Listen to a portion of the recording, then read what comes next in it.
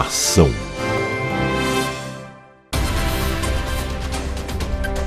Link Vanguarda. Oferecimento Center Vale, sempre com você. Direto da Central Vanguarda de Notícias, no ar.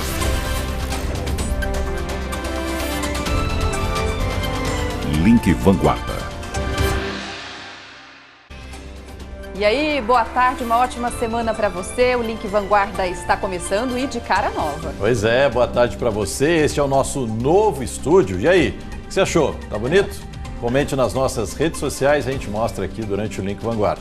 Vamos ver agora como está o dia lá fora? Você vai ver imagem ao vivo de Ilhabela, tempo bem fechado, bem nublado neste momento. Inclusive, as temperaturas devem cair às mínimas no litoral norte ao longo da semana. Hoje nós vamos falar sobre o início da vacinação dos policiais e agentes de segurança contra a Covid. Em Taubaté, mesmo com o feriado municipal, idosos de 68 anos começaram a receber as doses. A LG anunciou o fim da produção de celulares e a medida pode afetar empregos na fábrica de Taubaté e também em fornecedores da região.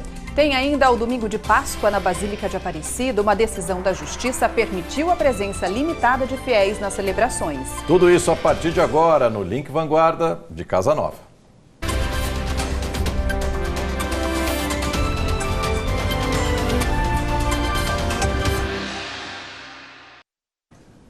Nosso primeiro assunto do Link Vanguarda, vacinação, é aquela notícia que a gente gosta muito de dar aqui no Link Vanguarda, que enche todo mundo de esperança. Aqui na região os números vêm aumentando aos poucos. Ainda não no ritmo ideal, mas vem aumentando. Inclusive, ao longo dessa edição, você vai ver o balanço da vacinação nas cidades do Vale e também na região de Bragança, em Atibaia. São José dos Campos, por exemplo, já aplicou mais de 100 mil doses entre a primeira e a segunda dose. E hoje a cidade também começou a vacinar os policiais e agentes de segurança.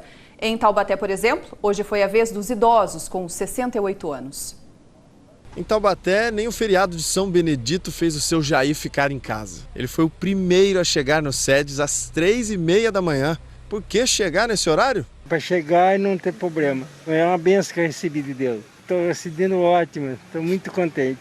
O seu Vitor chegou às 5 horas. Para ele, tomar vacina é uma ajuda para a saúde dele e de todos nessa crise. Estamos ajudando na medida do possível. Já estamos tranquilos, já estamos com muita confiança. Com 68 anos, os dois fazem parte do grupo que começou a ser vacinado hoje.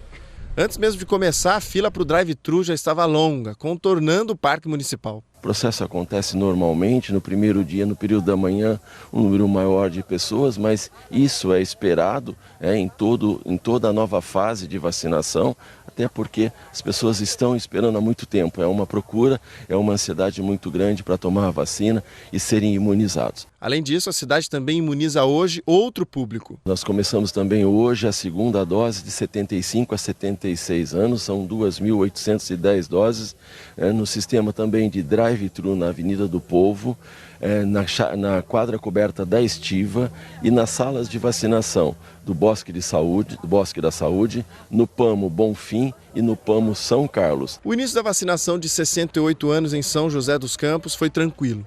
Na UBS do Jardim das Indústrias, movimento normal. O seu Homero está se cuidando como pode, mas sabe a importância de vir aqui. A vacina é o ideal para proteção. E o Ministério da Saúde não adverte, mas podia advertir. A notícia da vacina causa ansiedade, pelo menos na dona Teodora. Dormir às 2 horas da manhã. Eita, nós. Estou pensando que eu sou muito nervosa. Mas não tá com medo? Não. Tá só ansiosa mesmo. Isso é. Para começar a se proteger mais. Com certeza. Mas a notícia causa alegria também, principalmente para quem veio tomar a segunda dose. Vai completar, pois estou imunizado. E atenção, a Secretaria de Saúde de São José definiu um novo horário de vacinação nas UBSs e no CEF. Recebemos 11.220 doses para contemplar os de 68 e também a segunda dose de 75 e 76. Foi pensado em colocar até as 14 horas nas 40 UBSs e também no CEF. Mas as 4 casas do idoso permanecerão com atendimento até as 17 horas. Começou hoje também a vacinação dos policiais e agentes de segurança em todo o estado. Na região de São José dos Campos, as doses serão aplicadas no 1º Batalhão da Polícia Militar. A triagem está separada por forças de segurança e cada funcionário é atendido com hora marcada. O policial militar, ele atua na linha de frente. Ele tem um contato diário com a população, o que eleva muito o risco do contágio. É necessária a imunização para evitar a baixa do efetivo, porque a segurança pública é essencial, não pode parar. O esquema de vacinação das forças de segurança foi organizado pela própria Secretaria de Segurança Pública. No Vale do Paraíba, Serra da Mantiqueira e Litoral Norte, ao todo, são 4 postos que foram divididos por regiões. Aqui, a expectativa é de que sejam imunizadas por dia cerca de 600 pessoas. E os dados são contabilizados e encaminhados diretamente para o governo do estado. São José, Jacareí, Garatá, Santa Branca, toda essa região vai ser feita aqui em São José, no CPI-1. A previsão é que sejam ofertadas 3.700 doses para os agentes de segurança. Não entram nos nossos números e também as doses não vêm através do nosso armazenamento. A escala foi organizada para que cada um fosse imunizado fora do horário de trabalho. O tenente-coronel Camargo Júnior tomou a dose dele. Não há o que se falar ou qualquer dúvida sobre a importância da vacinação, né? É com a vacinação que a gente vai conseguir uma imunização adequada e o retorno às atividades normais. E para quem está na linha de frente desde o início e já teve que enfrentar o coronavírus, a dose tem um significado ainda maior. Tive Covid há 6 meses, fiquei internado, 28 dias, dos quais 13 dias entubado. Então uma satisfação muito grande aí poder estar se imunizando. Com certeza deve ser um alívio, né, para essas pessoas. Sobre a vacinação das forças de segurança, além da região de São José dos Campos, também receberam as doses Taubaté, Lorena e Caraguatatuba. Cada uma dessas bases será responsável por vacinar um grupo de cidades no Vale, Serra e também no Litoral Norte. Na região Bragantina, Bragança Paulista vai concentrar a imunização das forças de segurança, Rogério. Perfeito, né? Porque são pessoas que estão aí circulando pelas ruas, em contato com a população, trabalhando. Só precisa ver como vai ficar essa questão dos números, né? Da contabilidade dos números. A Prefeitura já declarou que não vai entrar no balanço da Prefeitura. E aí, quando a gente for dar os dados aqui de vacinação, como fica? Quantos foram vacinados em São José? Como vai ser feita essa porcentagem, essa conta? Vamos ver, vamos torcer para não complicar, né? Porque por enquanto a gente tem aqui os números organizados, vamos mostrar aqui para você. Região Bragantina já aplicou aí de primeira dose em mais de 47 mil pessoas, o que corresponde a 14,82% da população. Aqui é Bragança, Atibaia, mais 5 cidades vizinhas. Aqui já é Vale do Paraíba, Serra e Litoral Norte, 260.120 primeiras doses aplicadas, o que corresponde a 10,21% da população. Curiosidade aí em relação às cidades que mais vacinaram, a gente tem aqui como maior número absoluto, né, São José dos Campos se aproximando aí de 75 mil doses. Isso aqui é só primeira dose, o que corresponde a 10,38% da população. Taubaté já passou de 34 mil aplicações, 10,94% da população. Jacareí também se aproximando aí de 25 mil, se aproximando de 11% da população. Quando a gente dá uma olhada nos números das cidades menores, a gente vê que tem, em relação à população, uma porcentagem maior. Olha aí, Lagoinha apenas 756, mas para a cidade é importante. Quase 16% da população já imunizada com a primeira dose. Vargem, que fica na região Bragantina, também já passou de 14% da população imunizada com a primeira dose. E Caçapava, com um pouco mais de 13 mil aplicações, 13,88% da população imunizada com primeira dose. Mas aí é claro, né? As cidades menores têm um pouco mais de facilidade, vai chegando vacina, ficou mais fácil a aplicação. O percentual aumenta, a gente vê nas cidades maiores, está ali na média de 10%, não passa muito disso, né? Entre São José dos Campos, Jacareí e outras cidades que são maiores, né? Quando as cidades são menores, de fato, a organização é muito mais fácil, são menos pessoas, é mais fácil batendo em 15%, organizar. 16% já. Exatamente. Bom, a gente muda um pouquinho de assunto. Em Ilhabela, o coronavírus não é a única ameaça à saúde da população. A cidade corre o risco também de enfrentar uma epidemia de dengue. Este ano foram registrados 194 casos da doença. A gente vai conversar ao vivo, então, com o repórter João Mota, que está neste momento em Ilhabela. João, e aí, o que Ilhabela está fazendo para tentar impedir esse número tão crescente de casos? É isso, Agda. Boa tarde para você, para todo mundo que está com a gente aqui no Link Vanguarda. Olha, segundo a Prefeitura, o trabalho de vistoria e fiscalização dos agentes aqui na cidade foi intensificado, isso já tem um mês, ou seja, do começo de março para cá, esse trabalho foi intensificado com horários mais esticados e mais dias também de trabalho. Para poder entender como é que está a situação de dengue aqui em Ilhabela, quem está do meu lado para poder falar com a gente hoje é a Lúcia Colucci, que é a secretária de saúde aqui da cidade. Lúcia, boa tarde para a senhora, tudo bem? Boa tarde, tudo bem. Lúcia, a gente viu que só nesse ano foram 194 casos confirmados de dengue aqui em Ilhabela. Isso representa um aumento, uma estabilidade, se a gente comparar com o ano passado também? Então, isso representa um aumento, comparado ao ano passado, dá um aumento de uns 20%, a gente tem como medir até 31 de março, então, de começo de janeiro até 31 de março deste ano, a gente já teve 177 casos, com 140 do ano passado no mesmo período, então isso dá uns 20% a 25% de aumento. E aí a gente está falando de números na cidade como um todo, mas olhando bairro a bairro, qual região aqui de Ilhabela que é mais crítica? Então, a nossa região mais crítica é a Barra Velha, né, que é o nosso bairro mais populoso também. Então, é a região que a gente tem encontrado o maior número de casos de dengue. E aí o trabalho tem sido intensificado, então. O que tem sido feito por vocês? Então, a gente já aumentou o número de dias trabalhados, então a gente tem trabalhado todos os finais de semana. Desde janeiro a gente vinha trabalhando final de semana sim, final de semana não. Agora a gente, desde março, está trabalhando todos os finais de semana e aumentou o horário, está fazendo um horário estendido até as 19 horas, porque até as 19, depois que escurece, a gente já não consegue mais pegar o mosquitinho voando, porque ele é do dia.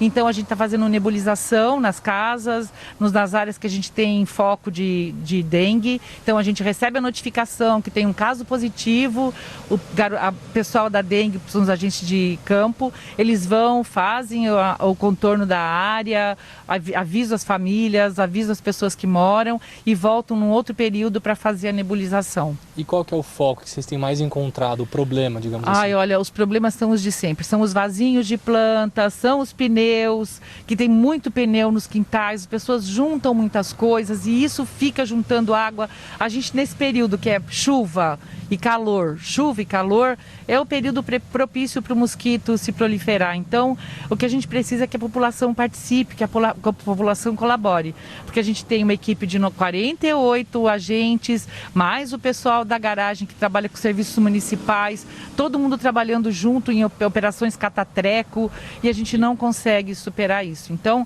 a gente precisa que a população colabore, né? Claro, e aí esse trabalho é mais intensificado também na Barra Velha, então eu imagino, né? Na Barra Velha. Tá certo, então. Tá? Então eu agradeço a oportunidade de estar podendo falar sobre isso e pedir a colaboração da população, Imagina. Que é cada um fazendo a sua parte e a gente consegue controlar o mosquitinho. Tá bom? Muito obrigada. Obrigado, viu? Bom trabalho para a senhora também. Então é isso, pessoal. Ilhabela também segue então firme nas restrições e fiscalizações com a dengue, que também preocupa aqui na cidade. Volto com vocês aí no estúdio. Exatamente, porque é um número muito grande de casos, né? Mais de 140 no período de janeiro até agora, então é bastante. Valeu pelas informações. E tem uma outra questão, eles fazem aquela notificação. Se as pessoas não cumprirem, forem notificadas e ainda assim continuar deixando água parada, outras coisas que podem proliferar a dengue, tem multa de R$800 a R$3.500. Então, às vezes tem que doer no bolso, nem assim. Faz 10, 20 anos que a gente fala de dengue e a dica é sempre essa, né? Se cada um fizer a sua parte, a gente resolve o problema. É sempre assim. 12h15, a LG anunciou o fim da produção de celulares em todo o mundo. A decisão impacta nos empregos de 400 funcionários da fábrica de Taubaté e outros 400 de empresas fornecedoras em Caçapava e São José dos Campos. Não é o fim da LG em Taubaté, mas é uma baixa preocupante para a indústria em 2021. A unidade de Taubaté produz celulares, monitores e também conta com um call center. São cerca de 1.000 trabalhadores, sendo que 400 são do setor de smartphones. Desde o começo do ano, jornais internacionais citavam o desinteresse da LG de continuar com a divisão de celulares. Só que a confirmação do fechamento só veio ontem à noite em um comunicado feito pela empresa sul-coreana. O motivo são os prejuízos acumulados nos últimos 6 anos.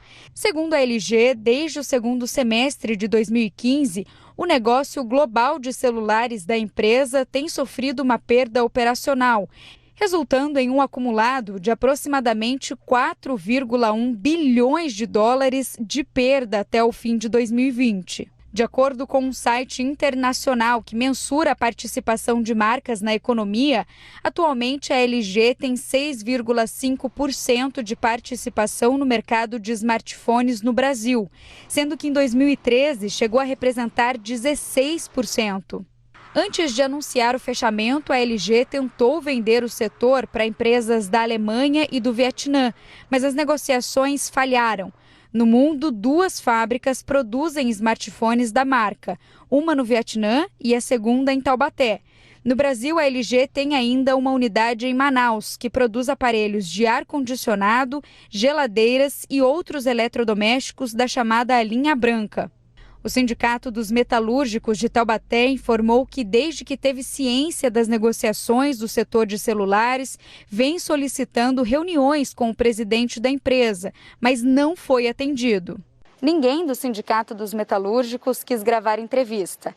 Mas em nota, o sindicato informou que tem uma reunião agendada para amanhã com a direção da LG e que até o momento a empresa não informou os impactos para a unidade de Taubaté da decisão da suspensão da produção de celulares. Para pressionar esse diálogo, os funcionários aprovaram no dia 26 de março o estado de greve. No Vale do Paraíba, 3 fábricas são fornecedoras exclusivas da LG de Taubaté: a 3C e a Bluetech de Caçapava e a Santec de São José dos Campos. Elas produzem componentes para celulares e juntas empregam 430 trabalhadores. Todos devem ser atingidos, segundo o Sindicato dos Metalúrgicos de São José dos Campos. Essa é a segunda grande perda na indústria de Taubaté em menos de 3 meses. Em janeiro, a Ford anunciou que vai encerrar a produção de veículos no Brasil, o que vai provocar a demissão de mais de 800 pessoas. Perdemos os empregos industriais, com efeito multiplicador para as atividades de comércio e serviço e também uma preocupação muito grande na arrecadação de impostos no município, que afeta diretamente as políticas públicas como um todo. E a dificuldade de inserção desses trabalhadores, que perdem o seu emprego na indústria em outros setores de atividade. Mais uma vez, aqui para o Vale do Paraíba, nós já tivemos uma queda em 2020 de 10% das atividades industriais. Então, consequentemente, como o Vale do Paraíba é uma das regiões do país que mais depende do setor industrial, e a ausência de uma política industrial no país acaba comprometendo muito o desempenho econômico da região. Complicado, né? Já foram aí 800 empregos na Ford, agora mais 800 aí em risco de funcionários da LG e fornecedores, o que deixa a situação do emprego ainda mais delicada na nossa situação. Muito vulnerável, né? Com certeza. Olha, o Sindicato dos Metalúrgicos de São José, os funcionários das 3 fornecedoras também estão em estado de greve, segundo o sindicato. Eles cobram das empresas um diálogo mais claro sobre o que vai acontecer com os empregos diante do anúncio da LG. Nós procuramos os responsáveis pelas empresas, mas não conseguimos contato. Com o fechamento do setor, a LG se torna a primeira grande empresa que produz celulares a se retirar desse mercado. Sobre os empregos em Taubaté, a empresa não respondeu o que vai acontecer, mas comunicou que as próximas etapas dessa decisão serão divulgadas de forma aberta e transparente e que vai seguir todos os compromissos jurídicos. Nós procuramos o governo federal para comentar sobre a situação, mas ainda não tivemos retorno. Por nota, o governo do estado informou que está em diálogo com a prefeitura de Taubaté para apoiar na recolocação desses trabalhadores e atrair novos investimentos para a região. A Prefeitura de Taubaté disse que, no limite da lei, oferece redução de impostos e que está negociando mais benefícios para que a LG abra novas linhas de produção em Taubaté. A Prefeitura trouxe ainda a informação de que a produção de celulares na cidade segue até maio. No próximo bloco, a gente atualiza os números da Covid-19 na nossa região. E você vai ver como foi a missa de Páscoa no Santuário Nacional de Aparecida. Uma decisão judicial permitiu a presença dos fiéis nas celebrações. 12h21, a gente volta daqui a pouco.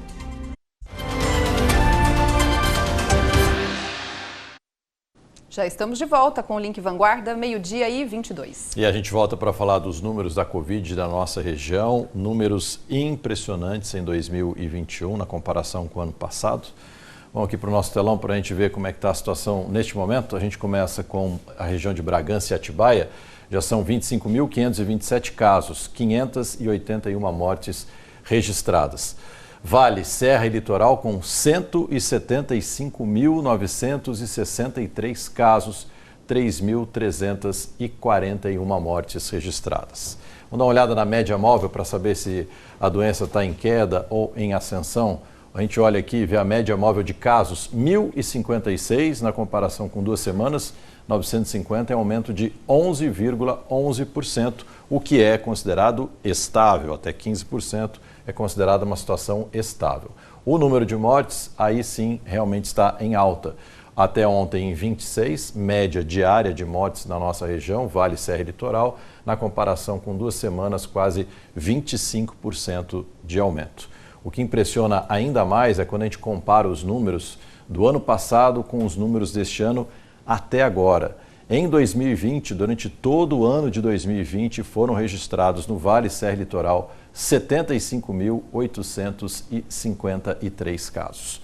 Só agora em 2021, olha esse número, só agora em 2021, mais 100 mil casos, 100.110 novos casos.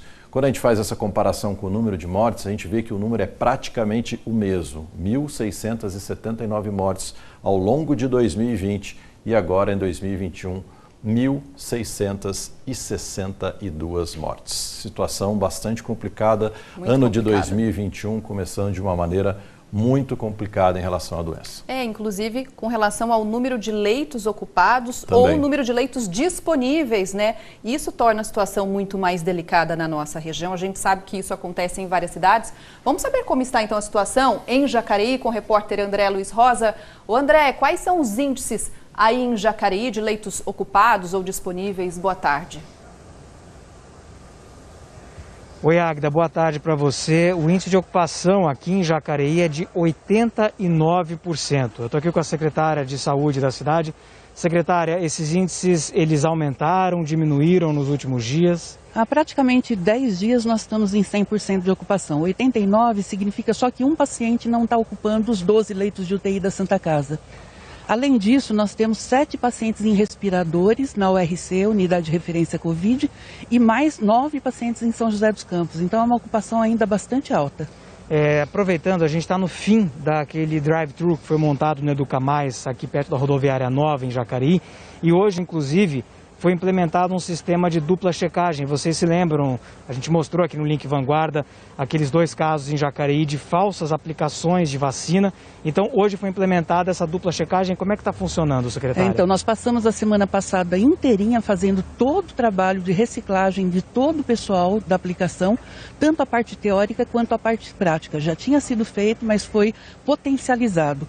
Hoje nós estamos com câmeras nos drive-thrus para checar desde a retirada do líquido, que tem que ficar em lugar seguro, longe da luz do sol, até a aplicação e o descarte. E a pessoa que estiver acompanhando, por exemplo, quem for tomar vacina, pode inclusive acompanhar a retirada da vacina de dentro do frasco, né? Exato, ela pode ir até o local que está armazenado, mas nós temos 2 pessoas, uma da saúde e uma da administração pública, fazendo uma dupla checagem, para não ter nenhum problema de a pessoa não tomar a vacina. Agora, secretária, hoje é a campanha para quais grupos em Jacareí? Então, nós estamos vacinando pessoas de 68 anos, que nasceram de janeiro a junho, né? E estamos fazendo a dose 2 de 74 a 75 anos. E também, junto com isso, tem a campanha da doação do alimento, né? Exato, 1 quilo de alimento não perecível, para quem puder trazer, é muito bem-vindo. Tem muita gente passando fome, muita gente necessitando dessa vacina também. Agora, secretário, uma outra pergunta com relação aos outros locais de vacinação. Vocês estão somente com esse aqui ou tem outros pontos também com doses disponíveis hoje?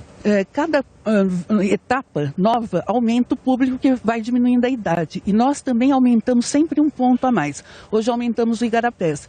E vários outros locais, são 7 no total, estão completamente vazios. As pessoas vêm tudo para Educa Mais Jacareí em horário da manhã, não tem necessidade. Até às 17 horas à tarde fica vazio. Então, assim, a recomendação, inclusive, para não esperar tanto na fila, para não vir aqui para Educa Mais, dá para ir para os outros pontos de vacinação aqui na cidade, né? Exatamente.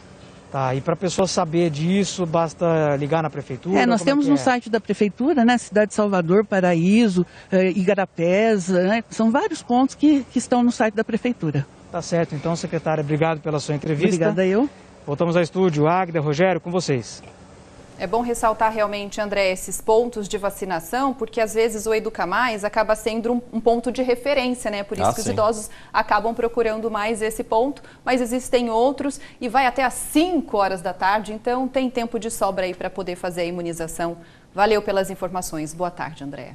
12h28, vamos mostrar aqui um destaque do G1 da Vanguarda. O Ministério Público publica nota de pesar após São José atingir marca de 10 mil mortes por Covid. Essa marca a cidade atingiu no último sábado.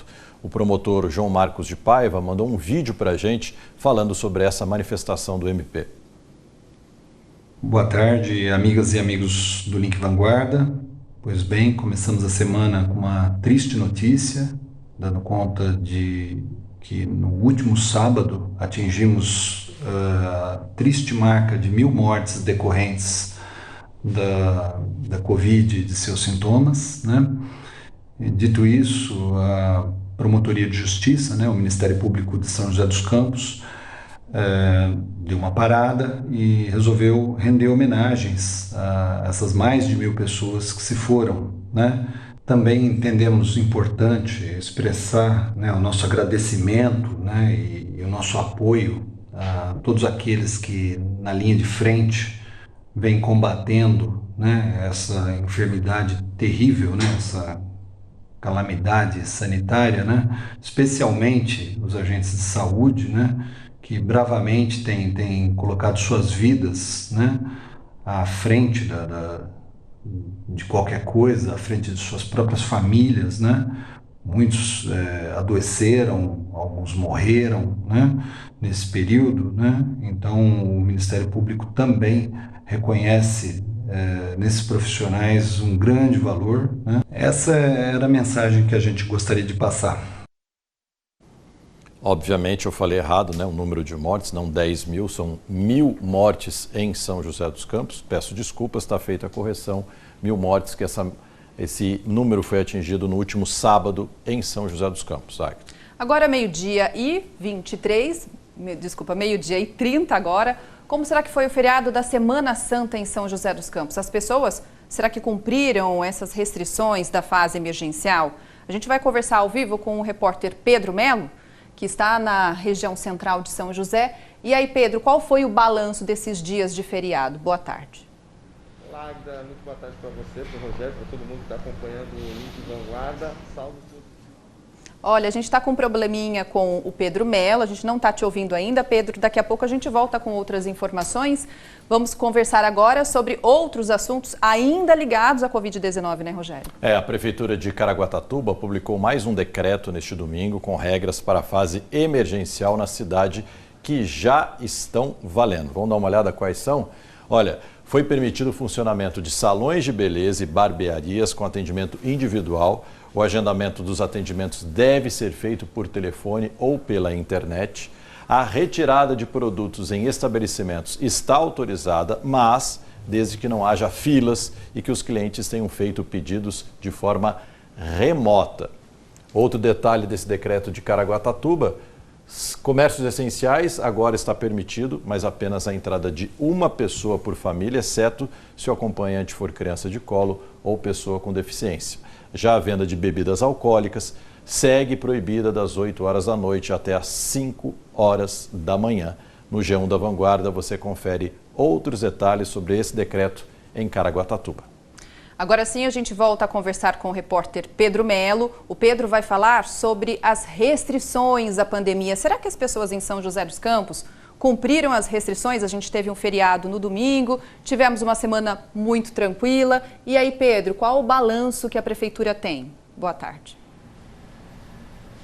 Oi, Agda. Agora sim, boa tarde para você, para o Rogério, para todo mundo assistindo o Link Vanguarda. Saldo positivo no feriado de Semana Santa em São José.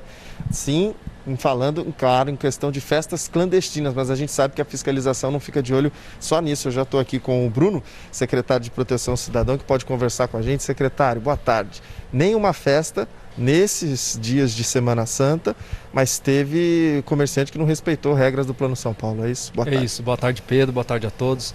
Na verdade, nesse final de semana especificamente, a gente não recebeu nenhuma denúncia de festa clandestina e nem mesmo o Serviço de Inteligência da Guarda Civil Municipal pôde observar algum evento desse acontecendo esse final de semana. Mas desde o início da pandemia, já foram impedidos 137 eventos dessa natureza aqui na cidade. Nesse final de semana tivemos 4 estabelecimentos interditados por descumprirem aquilo que está previsto pelo governo do estado no Plano de São Paulo. Ainda alguns empreendedores da cidade, algumas regiões específicas, ainda insistem em descumprir aquilo que o governo do estado determinou. Importante você falar da inteligência, você disse a questão das denúncias é aquilo que auxilia ainda mais o trabalho de vocês na fiscalização, até mesmo para evitar que algum tipo de evento aconteça. Por isso que é importante que a população faça a denúncia também, né? Isso, Pedro. E inclusive nós temos trabalhado todos os dias de forma preventiva para que evite essas aglomerações e esses eventos aqui em São José dos Campos.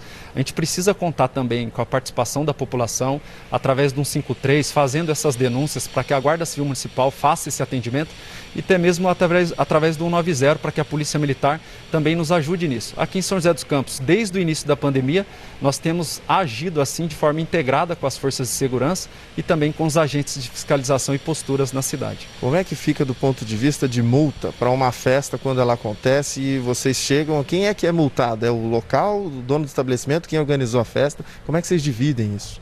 Uma ação que o Departamento de Fiscalização e Posturas Municipais tem atuado aqui em São José é fazendo o auto de impedimento quando tem-se a informação de que a festa será realizada, tanto para o proprietário também para quanto ao realizador do evento.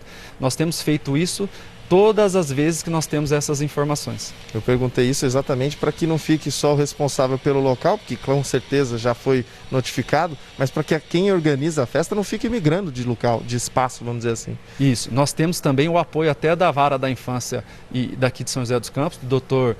Marcos César, que tem nos auxiliado nessas questões que envolvem até mesmo criança e adolescente. Eles têm nos expedido os mandados para que a gente cumpra essas fiscalizações naquilo que a gente tem o conhecimento, onde tem envolvimento de crianças e adolescentes nesses locais aqui na cidade. Tá certo, olha, muito obrigado pela sua entrevista, secretário Obrigado. Bruno. Eu volto com vocês aí no estúdio.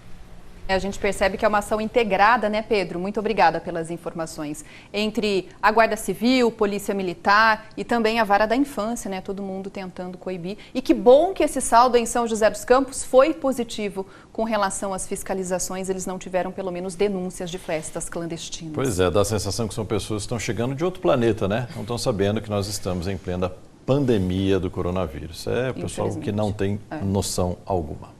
Em Lorena, a Prefeitura suspendeu temporariamente os atendimentos ambulatoriais na Santa Casa. Isso inclui consultas com médicos especialistas como cardiologistas e ginecologistas. A gente vai para a cidade para entender isso com a Laurene Santos e saber, Laurene, boa tarde para você, por que a Prefeitura tomou essa medida?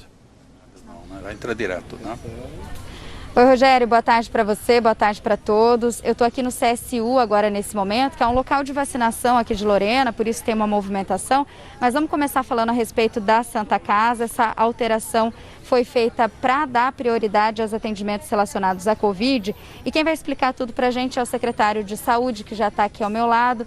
Secretário, então, essa alteração na Santa Casa para priorizar os atendimentos de Covid, como é que vão funcionar? Quem precisa, por exemplo, de cardiologista, ginecologista, como é que faz nesse momento? Boa tarde. Então, nós resolvemos, em função das aglomerações, nós temos um convênio entre Secretaria de Saúde e Santa Casa, onde nós mantemos um ambulatório SUS com várias especialidades. Ele é bem resolutivo. Por exemplo, o ortopedista faz uma consulta, necessita de um raio-x ou tomo, ele tem que sair do ambulatório e ir até a sessão de radiologia, para evitar essa movimentação de pacientes dentro do hospital e ter mais médicos atendendo o Covid, temporariamente até acabar a fase vermelha, estamos suspensos esses atendimentos. Suspenso ambulatório, mas todos os atendimentos de urgência e emergência, nós temos um pronto-socorro que dá conta de todos os pacientes nossos de Lorena. Peço para todos não ficar sem assistência médica. Em média, para as pessoas terem ideia, quantos atendimentos ambulatoriais são feitos por mês aqui em Lorena? Nós estamos fazendo em torno de 700 consultas média mês no ambulatório da Santa Casa, além dos nossos ambulatórios de especialidade da Prefeitura. Então, uma informação que o senhor já reforçou e é válida, então o pronto-socorro ele está aberto para emergências. O pronto-socorro de Lorena ele é uma referência para várias cidades, Piquete, Cachoeira, Canas, cidades à redondeza de Lorena. Ele está aberto e mantém uma equipe médica com todo o atendimento para toda a população. Precisou do médico, por favor, pronto-socorro de Lorena, que ele está atendendo normalmente. E agora, em relação à Covid, a Santa Casa tem 25 leitos, todos ocupados hoje. E como é que está essa situação? Há previsão de ampliação de leitos com essa alteração? Nós temos dentro do hospital 18 leitos disponíveis para a Covid. Com uma conversa com o nosso prefeito, fizemos um convênio por conta do município. Hoje o município está pagando. Abrimos mais 8 leitos para a Covid. E hoje nós estamos com 25 leitos lotados com Covid. E temos uma clínica médica também que atende as pessoas menos graves, 38 leitos. Os 38 também estão lotados. Ocupação hoje, Lorena, é 100%. Quer dizer, já houve ampliação e mesmo assim está lotado. Secretário, só para encerrar, a vacinação pode ser um caminho para desafogar todo esse sistema de saúde? Como é que está aqui em Lorena, resumidamente? Só consigo ver 2 caminhos. Primeiro é a vacinação, que ela hoje ainda, se a gente tivesse mais vacinas, te estaria vacinando, porque hoje está muito tranquilo o sistema de vacinação nosso. Pessoas não ficam mais que 15 minutos em fila e no drive-thru para tomar vacina. Preciso de mais vacina. Segundo, manter ainda o uso da máscara. Não adianta só vacina, é uso de máscara, distanciamento. Esse é o mais importante. Higienização das mãos. Sempre usar álcool ou lavar muito bem com sabão. Mas o importante que eu acho hoje ainda é esse respeito da população em usar máscara e manter distanciamento. Secretário, muito obrigada. Informações super importantes, com certeza ajuda a orientar todo mundo. E a gente vai acompanhando todo esse movimento aí em relação à Covid. É com vocês no estúdio.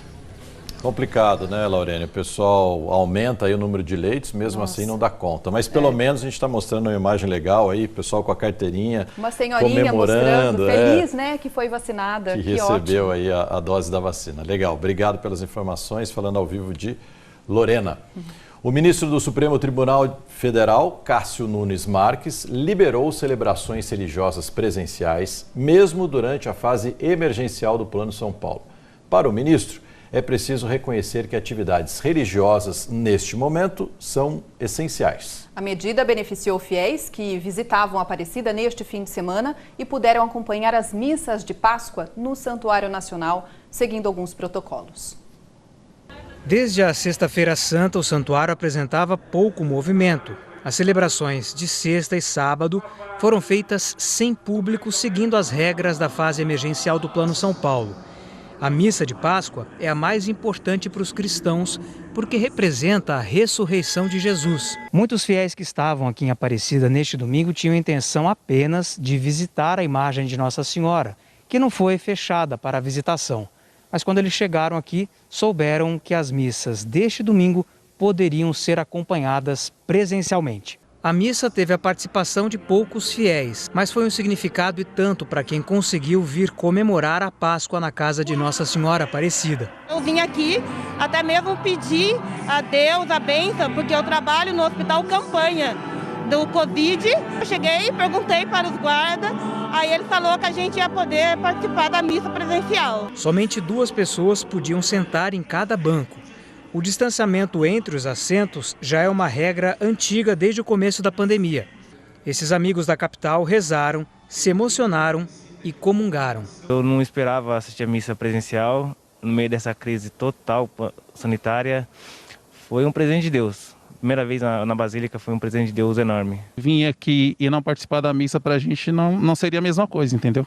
E participando da missa, tendo a missa presente para a gente foi gratificante. Tem que agradecer sempre, né? E pelas coisas boas, por estar com saúde, por poder ter vindo aqui Então é mais agradecer mesmo que pedir. De passagem por Aparecida, este casal, também de São Paulo, conseguiu ver o finzinho da missa e ainda ver a imagem da santa. Nós estamos de passagem, que estamos indo uma cidade adiante, e aí nós paramos para ver a imagem e estava tendo a missa. Dentro de tudo que nós estamos passando nos últimos tempos, realmente foi uma surpresa super agradável. Poder entrar aqui, orar um pouquinho, por esse momento tão difícil que todos nós estamos passando, né? A gente venceu, tivemos o Covid, vencemos, estamos sem sequelas, então a gente só tem que agradecer. Olha, a decisão que beneficiou as missas de Páscoa está valendo por enquanto para todas as celebrações em qualquer religião. Mas alguns ministros do STF já contestam a permissão e pode ser que haja mudanças ainda nesta semana. Mas, por enquanto, o que está valendo é o seguinte, olha, limitar a ocupação do local a 25% da capacidade, alternar assentos e fileiras, janelas e portas abertas durante as celebrações, uso de máscara obrigatório, claro, álcool em gel nas entradas dos templos e medição da temperatura das pessoas que vão participar da celebração. Então, por enquanto, as regras que estão valendo são essas aqui, Acta. Agora a gente vai para o intervalo, daqui a pouco vamos falar sobre a previsão do tempo para a semana. Agora, 12h44 virando, a gente volta já já.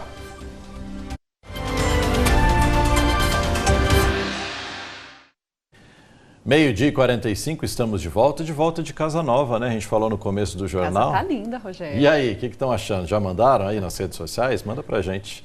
Vamos falar aí, ó, a sensação que as pessoas ficaram, aí choveu mais ou menos neste verão? Agri, o que você acha? Puxa vida, eu acho que choveu mais. Mais? Eu acho que choveu mais. Oscilou bastante, teve mês que choveu Será? mais, mas teve mês que choveu menos. Será que a minha percepção foi errada? Vamos dar uma olhada ver. então nas represas da nossa região, Sim. Como é que ficou esse número. Olha, na Bacia do Paraíba do Sul, começando aqui, primeiro trimestre do ano, 416 milímetros de chuva, isso janeiro, fevereiro e março, abaixo da média histórica, que é de 581 milímetros. Aí, com essa situação, a maior represa aí do sistema da Bacia do Paraíba, que é a represa de Paraibuna, hoje está com 50,47% da capacidade, menos também que há um ano, que era de 53% da capacidade.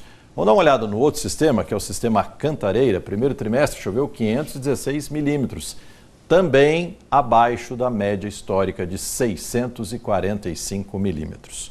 Com isso, a taxa aí de reserva no sistema Cantareira hoje está em 52,8%, há um ano estava com 64,3% da capacidade. Portanto, Agda Queiroz, choveu menos do que o normal.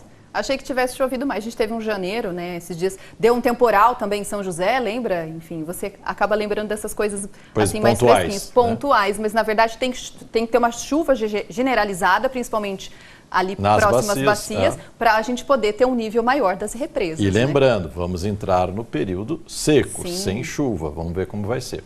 Tem que economizar água de fato, porque senão esses níveis começam a diminuir. A gente pega a carona, Rogério, vamos falar um pouquinho sobre a previsão do tempo. A gente fala da previsão, principalmente para as nossas cidades da nossa região. A gente começou a ter agora uma previsão do tempo mais com cara de outono mesmo, né? Esses dias a gente estava com temperaturas muito altas, parecia verão, mas agora sim a gente começa a ter uma sensação daquele friozinho gostoso que o outono traz. Agora a gente fala primeiro sobre como vai ficar a previsão do tempo ao longo da semana na Serra da Mantiqueira. Então a gente tem aqui, olha, as temperaturas elas vão cair, mas perceba que na terça e na quarta-feira a probabilidade de chuva é bem maior. Olha na quinta-feira o que acontece. Mínima de 6 graus em Campos do Jordão, bem menor do que nos outros dias. Na terça fica com 9, na quarta-feira fica com 12. 6 graus de mínima em Campos do Jordão, é bom preparar um casaquinho aí, né? Aí a gente mostra também a previsão do tempo em outras cidades da nossa região. Vamos lá para São José dos Campos, que tem na terça-feira 17, máxima de 27. As temperaturas também não mudam tanto, né? Mas o que acontece? Na quinta-feira, a mesma coisa do que a Serra da Mantiqueira. A gente tem uma temperatura muito menor. A temperatura mínima fica em torno de 14 graus de temperatura, o que dá aquela sensação de friozinho gostosa em São José dos Campos. Mas, Rogério, também tem previsão para o Litoral Norte. A gente vai conversar ao vivo, então, com o repórter João Mota, que está em Ilhabela. E aí, João, como que está o tempo aí? Fechadinho, pelo jeito. Ainda bem, viu, Águida? Boa tarde de novo para todo mundo que está com a gente aqui no Link Vanguarda. O dia já veio mais fechado por aqui, já choveu na ilha, inclusive, e a probabilidade é alta de chuva para os próximos dias também. O sol deve vir, mas junto com muitas nuvens. Aproveitando que eu estou aqui na Praia do Perequê hoje, aqui na ilha, só para falar para vocês, o movimento está bem tranquilo, ninguém na faixa de areia, o movimento é mais de pessoas se exercitando ali na ciclovia, na ciclofaixa aqui da parte central da ilha, e a cidade como um todo também não está com um movimento exagerado de pessoas não, provavelmente o pessoal já deve ter ido embora, quem veio para poder aproveitar a Páscoa aqui no Litoral Norte. Quem estiver aqui pelo litoral e quiser se programar aí pelo menos até quinta-feira, os dias vão ficar mais ou menos assim. Amanhã tem grandes chances de chuva, 80% de chuva aqui pela região, e as temperaturas no litoral devem ficar entre 23 e 28 graus. Na quarta-feira também tem grandes chances de chuva aqui pelo litoral e as temperaturas não mudam muito, ficam entre 21 e 25 graus. O que muda na quinta-feira é justamente a chuva. Provavelmente não deve chover aqui pela região a partir de quarta-feira e as temperaturas também devem ficar aí entre 19 e 27 graus. Temperaturas mínimas aí caindo um pouquinho. Então não vai fazer frio, muito longe de fazer frio, mas aquele calorão que a gente tem visto aqui pelo litoral já está se afastando. Quem estiver por aqui então e for sair de casa por algum motivo, é bom levar uma garrafa de água para poder se hidratar, protetor solar e também guarda-chuva, porque provavelmente você vai precisar disso tudo aqui pela região. Volto com vocês no estúdio, Águida e Rogério. Quem está falando não é só o repórter João Mota, não, mas é o Caiçara, se tornou Caiçara. João Mota, que mora no litoral, sabe bem do que é necessário, né, para ficar aí, João.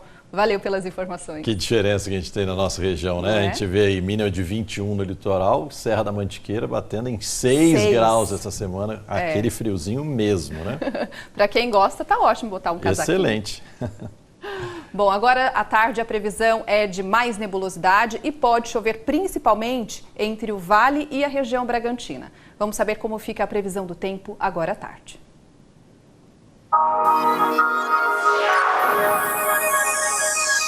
No litoral norte, o tempo fica fechado e chuvoso. Em Ubatuba e Caraguatatuba, máxima de 27 graus.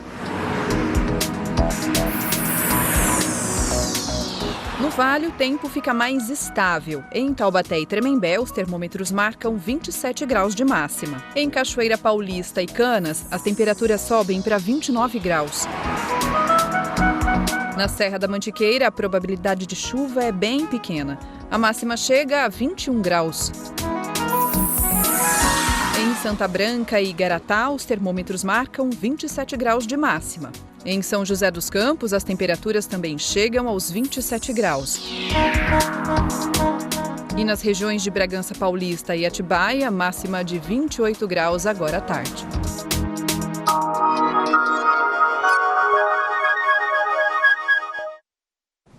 A polícia investiga um furto numa loja de roupas em São José dos Campos. O crime foi na madrugada de sábado para domingo no Jardim Santa Luzia. A porta do comércio ficou destruída na ação dos bandidos.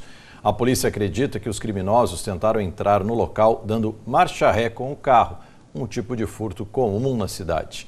O dono da loja disse que essa é a segunda vez em menos de 2 meses que o local é alvo dessa prática. E segundo ele, o prejuízo desse novo furto foi de R$10 mil.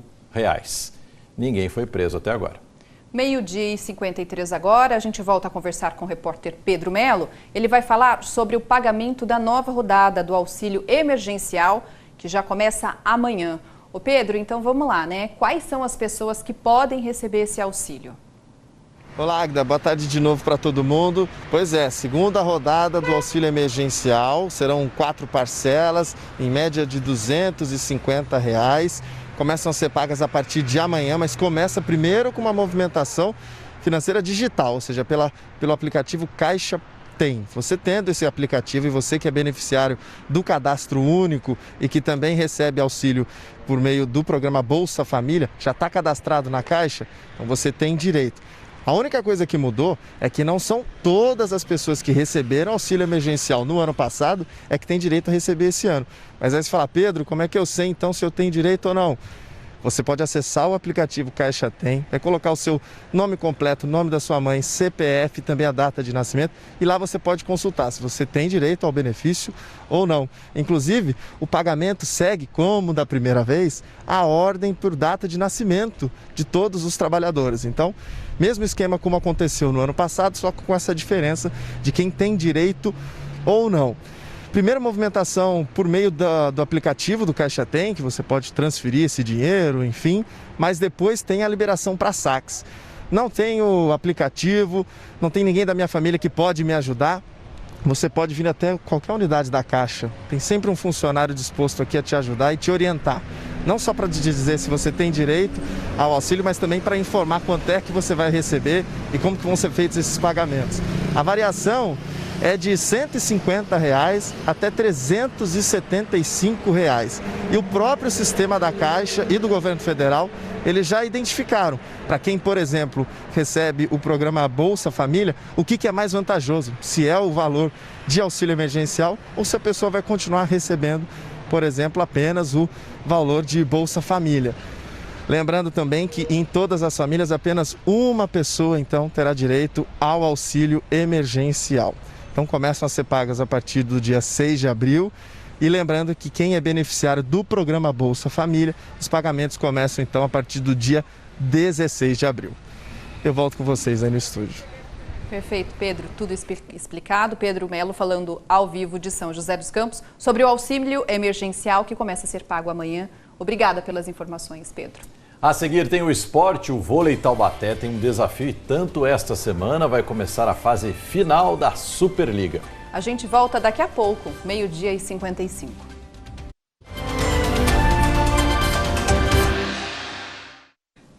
Já estamos de volta com o Link Vanguarda, 12h57, para falar de esporte. É uma semana importante para o vôlei Taubaté, vai começar a fase final da Superliga.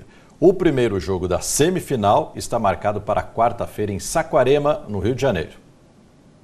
Defende, levanta e ataca, repete uma, duas, dezenas de vezes. Foi assim a rotina do Taubaté Vôlei nas últimas 2 semanas de treino. Muito trabalho para encarar a equipe de Campinas. São times que se conhecem e que gostam de jogar contra e que fazem realmente jogos emocionantes e muito vibrantes. Então, isso com certeza ajuda no sentido da gente querer estudar mais, a gente querer jogar mais, a gente querer fazer coisas novas. Se o adversário já é conhecido, a fase final da Superliga vai trazer novidades para os jogadores, já que será realizada numa espécie de bolha. Os times ficarão fechados no centro de treinamento de Saquarema, no Rio de Janeiro, com protocolos rígidos de segurança para evitar o coronavírus. É a condição melhor para que a gente, nesse momento, possa desempenhar o nosso melhor e que o campeonato também acabe da melhor maneira possível e seguro. Concentração total para um único objetivo: trazer o título de bicampeão da Superliga para o Vale do Paraíba. A cidade merece muito, a gente está vivendo esse momento mega delicado da pandemia e que a gente não está podendo ter torcedor aqui, mas, por exemplo, a galera torce muito pra gente nas redes sociais. Eu acho que a concentração vai ser sempre a mesma, independente de ser em bolha ou não, e acho que o nosso time vai chegar bem. Reforçando então, o primeiro jogo da semifinal é na quarta-feira, às 7 horas da noite. Pedimos para as pessoas participarem, não é, Águida? E aí, o que acharam da nossa casa nova? Telões novos, o estúdio novo, vamos ver o que o pessoal está comentando aqui? Bora lá. Jair Silva de Caçapava, mudar é sempre bom, ficou show, gostei muito, valeu. Hudson Rodrigues, Jair. muito linda e moderna a nova casa do Link. Vocês merecem muito por nos manter sempre informados sobre nossa região. Valeu, Hudson. Valeu, Hudson, muito bom. Vamos ver aqui o que o pessoal está comentando ainda na nossa casa nova. O Wagner Zéfer de Taubaté, acho que ficaria legal um tapete com o logotipo no chão. Opa! É isso, Wagner? Logotipo, o que seria aqui, Wagner? Mais ou menos aqui, ó, no chão aqui, dá para cortar para a câmera aberta aqui? Para mostrar essa área aqui, seria mais ou menos? A gente deixa o logo. Boa ideia. Quem sabe a gente estuda a possibilidade. Quem tiver outras sugestões também, né? Pode mandar pra gente. Valeu, Wagner. Tá vendo? O Wagner não só deu a opinião dele, como já deu uma dica, assim, ó, eu acho. Shirley de São José, achei lindo, ficou parecendo amplo. Muitas felicidades com a nova casa. Legal, a Shirley de São José dos Campos. Jesse, um estúdio digno de dar parabéns. Ficou semelhante aos de TV do exterior. Uau. Olha aí, Jesse, chique, hein? Dá tempo Kézia mais uma? Fernandes, Dá tempo. Guaratinguetá, eu adorei esse paredão de imagens, que é o nosso LED. Boa, Kézia. A intenção foi essa mesmo. Olha, a gente agradece muita gente participando. A Rita falou, ficou Marlene a cara dos apresentadores, Chique no último. Marlene São José dos Campos, lindíssimo novo estúdio, parabéns, Link Vanguarda. Legal, gente. Obrigado pela sua participação. Continue participando. Daqui a pouco tem novidade em relação ao aplicativo Vanguarda Repórter. Tem outras coisas que a gente não pode falar. A gente vai contando aos pouquinhos Isso as novidades. Mesmo. A gente fica por aqui. Amanhã tem mais a partir do meio-dia. Outras notícias você confere no G1 da Vanguarda. Olha, tchau, tchau. A gente agradece a sua companhia. Muito obrigada. Amanhã tem mais Link de Cara Nova. Até.